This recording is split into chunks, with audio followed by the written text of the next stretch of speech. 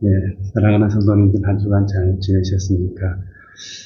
우리가 요즘에 TV를 보면은 재밌는 것도 많이 나오긴 하겠지만은 좀 안타까운 일들이 많은 것 같습니다.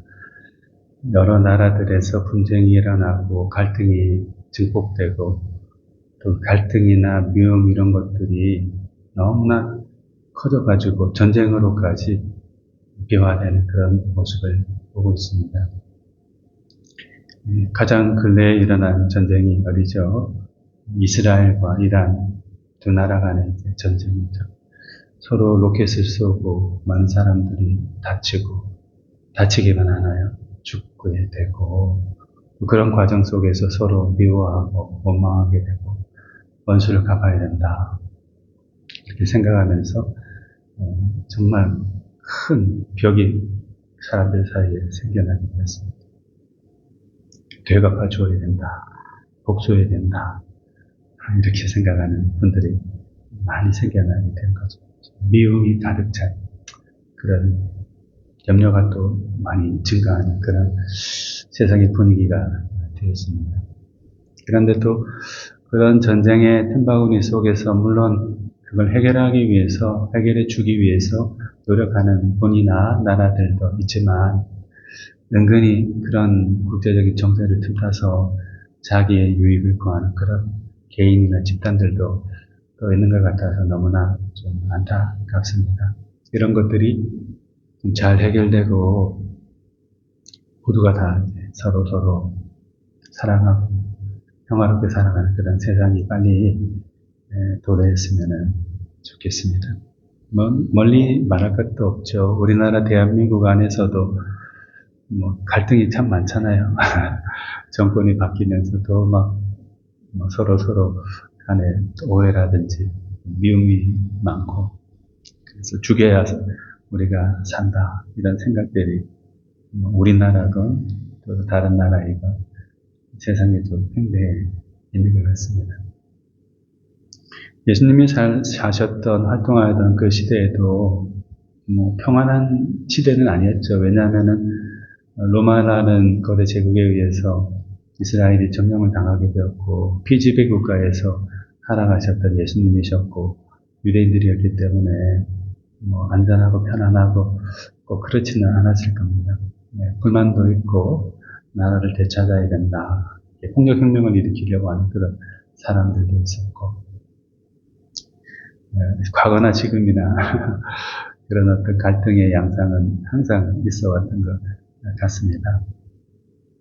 그런데 이런 갈등과 미움, 원망, 눈물과 아픔, 죽음 속에서도 우리 예수님께서는 평화를 만들고자 하셨고 사람들 사이에 있는 오해와 미움 다 털어내게 도와주시려고 많은 노력을 하셨습니다. 특별히 하나님과의 관계가 회복되어서 진정으로 그 마음과 영혼의 평안을 얻으며 살아갈 수 있도록 사람들을 이끌어 주시고자 예수님께서 많은 노력을 하셨어요.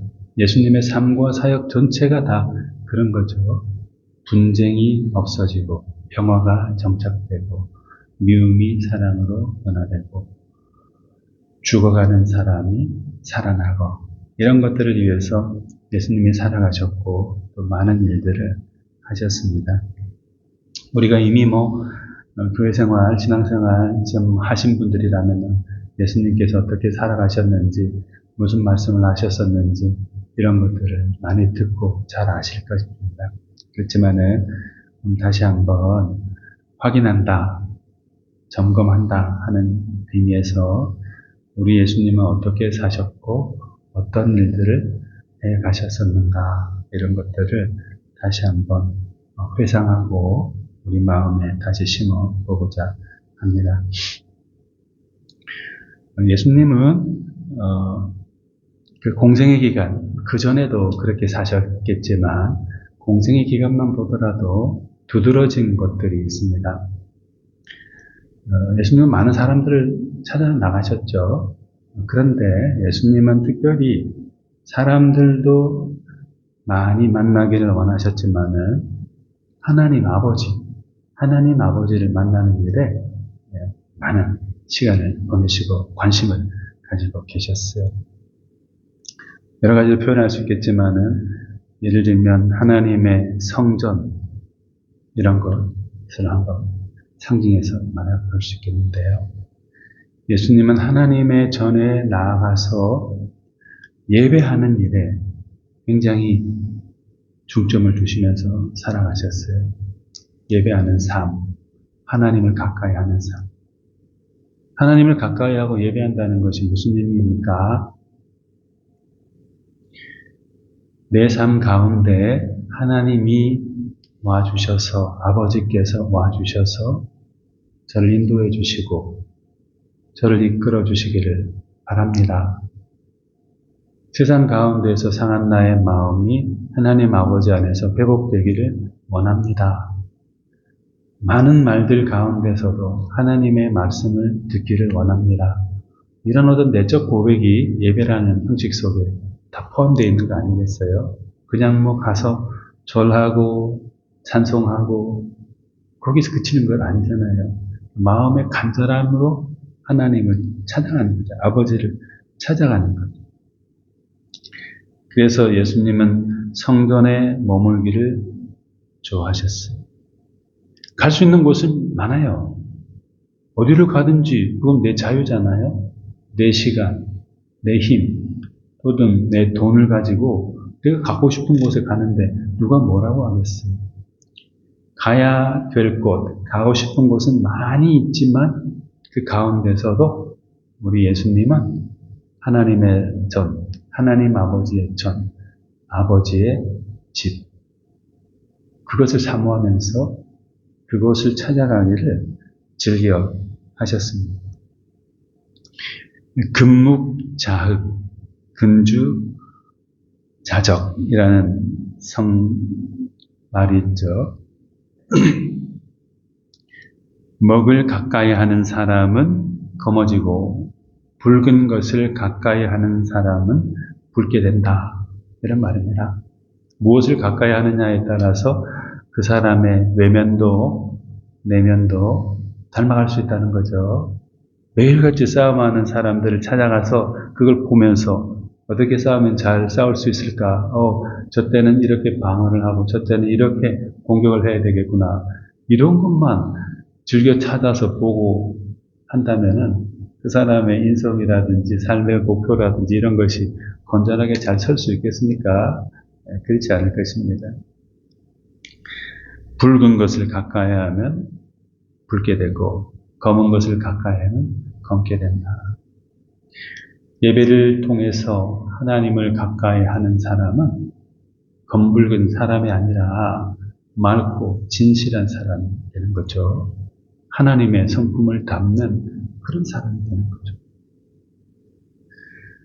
예수님께서 하나님 아버지께서 계신 그 성전을 즐겨 찾아가시고 가까이 하신 것은 바로 이런 이유 때문도 아니겠습니까?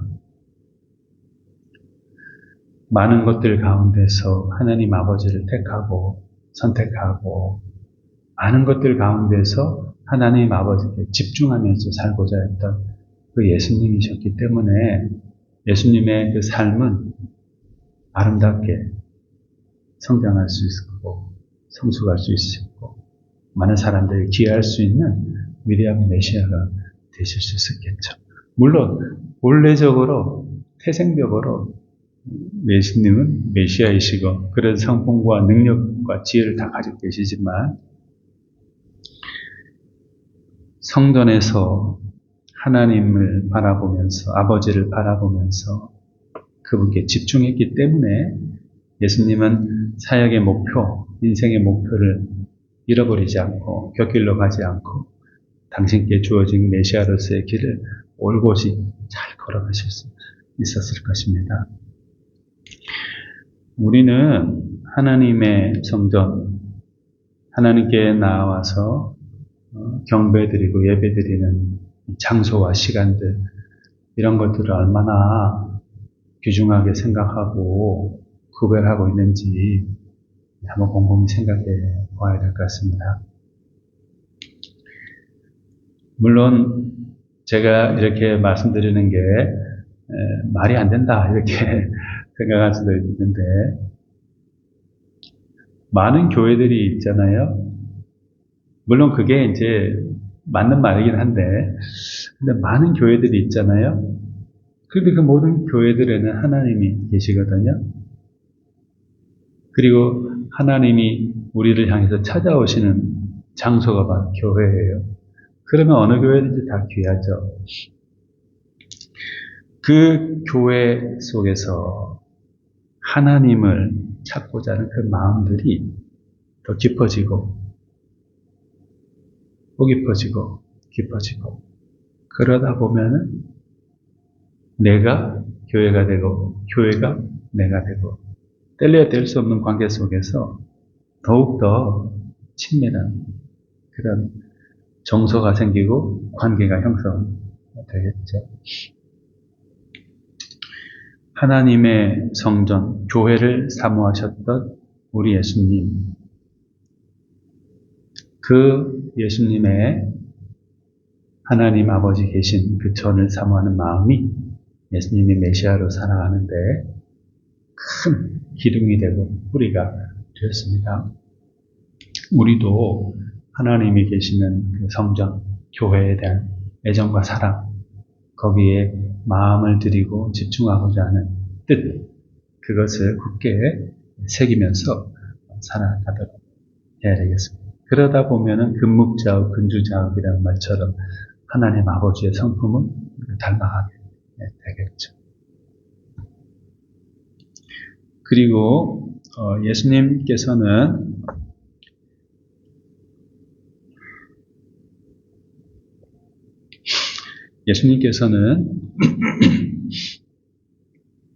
말씀에 집중하셨죠. 말씀에 집중하신 우리 예수님.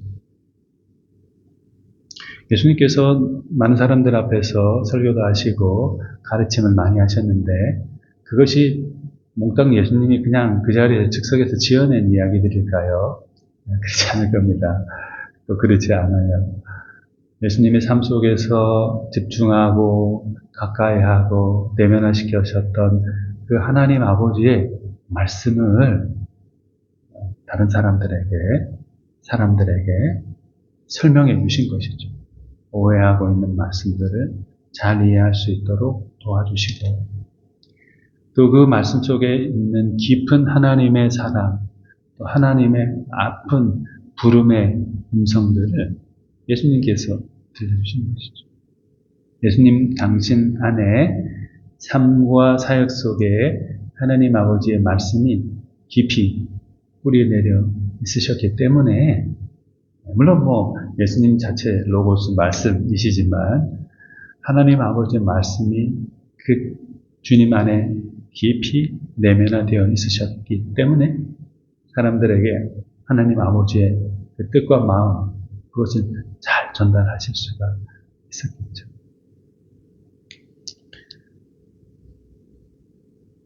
우리 주님은 이렇게 하나님의 전을 사모하시고 말씀을 사모하시면서 살아가셨고 또 그 말씀으로 하나님 아버지 사랑의 말씀으로 많은 사람들을 치유하고 회복시키는데 구원시키는데 활용하셨습니다. 사랑하는 여러분, 우리 예수님을 믿는 그리스도인들은 예수님을 본받는 사람들이잖아요. 예수님이 가셨던 길을 따라가는 사람들입니다.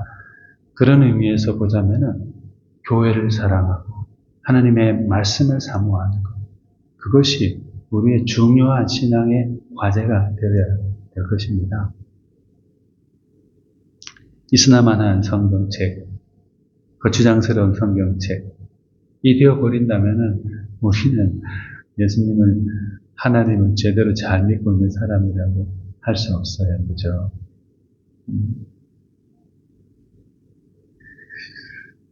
하나님의 성전, 교회를 사랑하고 특별히 그 교회에서 하나님의 성전에서 선포되는 말씀을 또 성경에 있는 이 말씀을 사모하셨던 우리 예수님처럼 우리도 주의 전을 사모하고 또 말씀을 사모하면서 살아가는 그런 사람들이 되어야 되겠습니다. 다른 것들의 우선순위를 두지 말고 말씀에 우선순위를 두고 하나님을 예배하는 일에 또 그 처소에 중심을 두고 우선순위를 두고서 살아가는 신실한 그런 우리가 다 되었으면 좋겠습니다. 또 예수님께서는 하나님의 전을 사모하고 말씀을 사모하면서 살아가셨을 뿐만 아니라 또 일하셨을 뿐만 아니라 성령의 능력으로 일하신 것들을 우리가 성경 복음서를 통해서 잘 볼 수가 있습니다. 무슨 일을 하든지 좋은 도구와 장비를 갖추는 일은 굉장히 중요하죠. 어설픈 그런 장비 도구보다 좀 아주 좋은, 성능이 아주 좋은 그런 장비, 도구, 이런 걸 갖추면은 일을 똑같은 일이라도 좀 더 수월하게 할 수 있죠. 빠른 시간에 효율적으로 목표한 바를 달성해 갈 수 있습니다. 예수님은 당신께서 활용할 수 있는 여러 가지 많은 도구들이 있으셨겠지만은 예수님은 성령님과 더불어서 성령님과 함께 하시면서 일해 가셨어요. 그죠? 성령을 초대하시고 성령과 손을 잡고 일하셨다. 이런 성경 말씀은 없지만은 그러나 예수님의 모든 사역을 보면은 하나님 아버지를 의지하면서 하나님의 그 영을 간구하고 사모하면서 일해 가셨어요. 성령의 능력을 힘입어서 예수님께서 일해 가셨고 많은 사람을 고치시고 올바른 길로 돌아오게 하시고 구원받는 일을 이루어 나가셨습니다.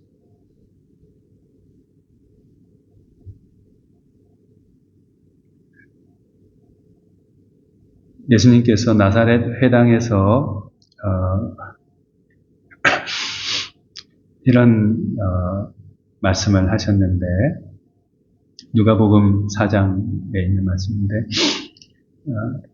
예수께서 그 자라나신 곳 나사렛에 이르사 안식일에 늘 하시던 대로 회당에 들어가사 성경을 읽으려고 소심해. 나사렛 회당 설교 본문인데요. 선지자 이사야의 글을 드리거늘 이사야 말씀이 적힌 그 성경을 이제 여시게 드린 것이죠. 그랬더니 책을 펴서 이사야 말씀을 펴셔서 찾으셨는데 이렇게 기록된 데를 찾으시니 곧 주의 성령이 내게 임하셨으니 이는 가난한 자에게 복음을 전하게 하시려고 내게 기름을 부으시고 나를 보내사 포로된 자에게 자유를 눈먼 자에게 다시 보게 함을 전파하며 눌린 자를 자유롭게 하고 주의 은혜의 해를 전파하게 하려 하심이라 하였더라. 이렇게 말씀했습니다. 나사렛 회당 설교 본문이라고 보통 많이 알려져 있죠. 가난한 자에게 복음을 전하고 포로된 자유를 자유케 하고 눈먼 자를 다시 보게 하고 눌린 자를 자유롭게 하고 주의 은혜를 전파할 수 있도록 능력과 힘을 주시는 분이 바로 성령님이라고 예수님이 이사야 말씀을 통해서 다시 한번 확인시켜 주시는 거나 마찬가지입니다. 주의 성령이 내게 임하셨으니 이렇게 말씀하셨으니까요.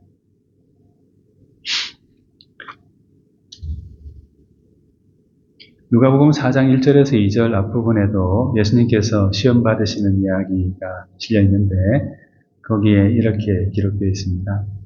예수께서 성령의 충만함을 입어 요단강에서 돌아오사 광야에서 40일 동안 성령에게 이끌리시며 마귀에게 시험을 받으시더라. 시험하는 이야기에서도 성령이 충만한 상태에서 요단강에 가셨고 40일 동안 성령에게 이끌려 마귀의 시험을 받으셨다. 이렇게 바꿔 말하면은 마귀가 시험을 했지만은 성령의 능력으로 마귀의 시험을 물리치시고 승리하셨다 하는 예수님의 그 당시의 모습을 이 누가복음이 기자가 말씀하고 있는 거죠. 또 이어서 사도행전 누가 두 번째 책이라고 할 수 있는 사도행전 1장 8절에 보면 오직 성령이 너에게 임하시면 너희가 권능을 받고 예루살렘과 온 유대와 사마리아의 땅끝까지 이르러 내 증인이 되리라. 또 말씀하셨죠. 다른 것에서 권능을 능력을 얻는 게 아니고 성령을 통해서 권능과 능력을 얻을 수 있다고 말씀하셨습니다. 사랑하는 여러분, 우리가 신앙생활을 하면서 여러 가지 중요하게 생각해야 될 것이 많지만 성령님을 사모하고 성령님이 우리 가운데 내주하시도록 초청하는 일, 그런 일들을 되뇌이면서 고백하고 또 사모하게 되겠습니다. 주님이 일하셨을 때 성령과 함께 일했다고 했잖아요. 성령의 능력으로 일했다고 했잖아요. 사도들이 일할 때도 성령의 능력을 힘입어서 일했다고 기록되어 있습니다. 우리가 이 세상을 믿음으로 잘 살아나가기 위해서도 예수님처럼 성령의 능력으로 덧입는 사람이 되어야 되겠고 성령님을 사모하면서 항상 그분과 동행하는 삶을 사는데 열심내는 그런 일이 되도록 해야 되겠습니다. 성령의 능력으로 일하시고 성령의 능력으로 많은 사람을 살리신 그 예수님처럼 우리도 성령의 사람이 되어서 주님이 쓰시기에 합당한 사람이 되고 많은 사람들을 올바른 길로 인도하고 우리를 돕는 사람이 되는 우리가 되면 좋겠습니다. 마지막으로 예수님의 그 삶과 사역을 보면은 예수님은 사람과는 달리 아주 초인적인 능력도 행하시고 사람들이 필요로 하는 것들을 놀라운 기적 같은 일을 통해서 가능하게도 해주셨습니다.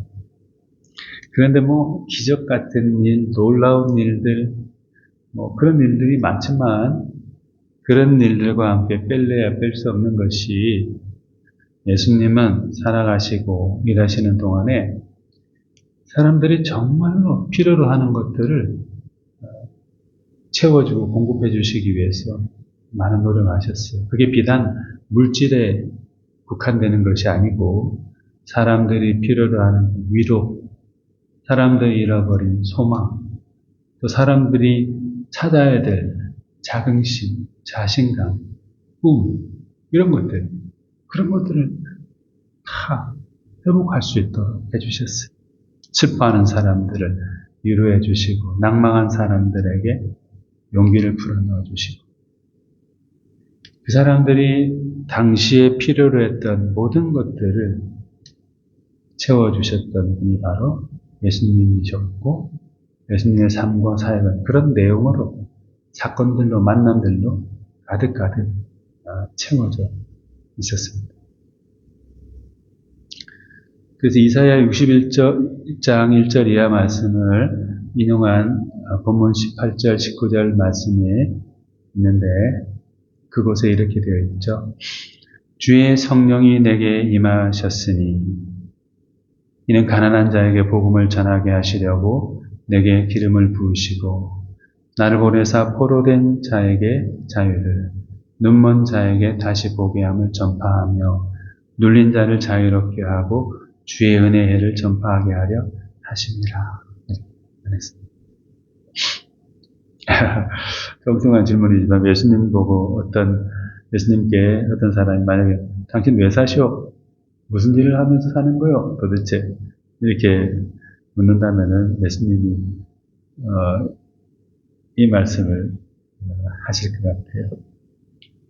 주의 성령이 내게 임하셨는데 그것은 가난한 자들에게, 가난한 사람들에게 복음을 전하기 위해서다. 포로된 것 같은 속박받는 사람들에게 자유를 선물해 주기 위해서다. 눈이 먼 사람, 육체의 눈이건 마음의 눈이건 영혼의 눈이건 그 눈이 먼 사람들에게 다시 볼 수 있는 기쁨을 주기 위해서 내가 왔고 일한다. 눌린 자, 억압받는 사람들에게 자유를 주고 하나님 아버지의 주의 은혜를 전파하기 위해서 나는 왔고 일한다. 예수님이 이렇게 말씀하실 것 같아요. 아니, 그렇게 말씀하셨어요. 이사야 말씀을 인용해 가시면서. 사람들의, 우리들의 모든 아픔을 위로해 주시고, 격려해 주시고, 소망을 주시고, 또 우리가 필요로 하는 것들을 공급해 주시기 위해서 부단히 노력하다 가셨고, 사랑을 다 가셨고, 지금도 그 일을 계속해서 하고 계십니다. 위로해 주시고 우리 삶의 필요를 채워주시는 우리 주님 예수 그리스도, 그분이 우리 가운데 계시다고 성경은 분명히 말씀하고 있습니다. 찬양 가운데 우리가 옛날에 많이 불렀던 이런 찬양이 있죠. 누군가 널 위해 기도하네. 이 찬양이 있죠.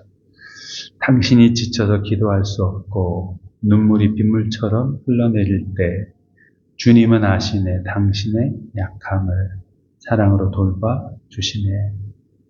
당신이 외로이 홀로 남았을 때 당신은 누구에게 위로를 얻나. 주님은 아시네. 당신의 마음을 그대 홀로 잊지 못함을. 조용히 그대 위에 누군가 기도하네. 내가 홀로 외로워서 마음이 무너질 때 누군가 널 위해 기도하네. 우리가 지쳐서 눈물을 흘리고 홀로 남아져 있을 때도 주님은 우리를 주목하시고 우리를 사랑으로 돌봐주시고 우리를 위해서 기도해 주신다. 이 찬양 작곡 작사하신 분이 이렇게 고백했습니다. 이 말씀대로 우리 주님은 살아생전에 일하시면서, 아니 지금까지도 우리의 삶의 필요를 채워주시고 또 우리를 위로해 주시는 분으로 우리 가운데 계시는 그런 분이십니다. 내가 세상 끝날까지 너희와 항상 함께 있으리라. 예수님께서 말씀하셨죠. 마태복음 28장 20절 후반절에 내가 세상 끝날까지 너희와 항상 함께 있을 것이다. 그리고 너희를 위로하고 격려하고 너희를 다시금 이렇게 세워줄 거다. 너희의 필요를 채워줄 것이다. 주님이 그렇게 말씀하셨습니다.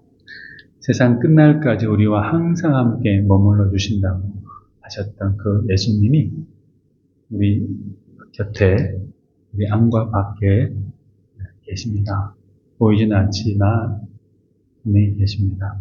그 주님이 오늘도 우리 필요를 채워주시고 우리를 일으켜주시고 우리에게 소망을 주셔서 새로 시작된 하루하루를 주님은 동행하면서 살아갈 수 있도록 해주십니다. 주님과 늘 동행하시면서 바라보면서 소망 가운데 살아가시는 귀하신 우리 성도님들 다 되시기 바랍니다.